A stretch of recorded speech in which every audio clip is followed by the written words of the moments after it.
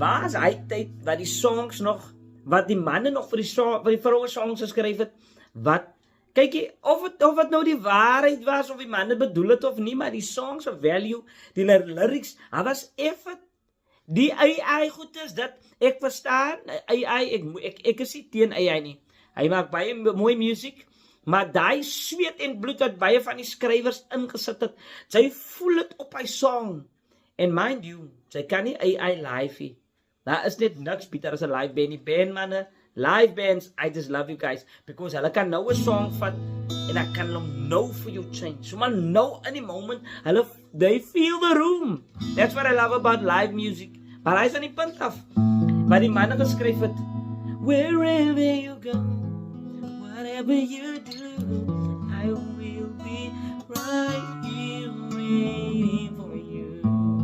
Whatever it takes, oh, how my heart breaks, I will be right here waiting for you.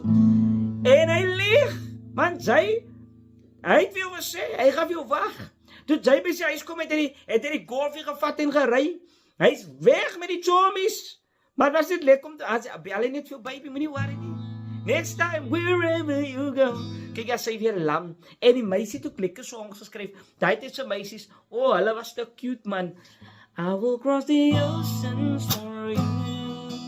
I will never read that. I'll do anything.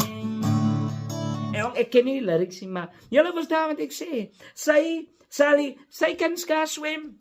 Sy derde laaste gekom in die swemkompetisie, but sy wil, I will cross the ocean for you. Bang vir water, maar na hare gaat mins. Maar sy sê het, die man, die goes van my, sy kan skaars swem.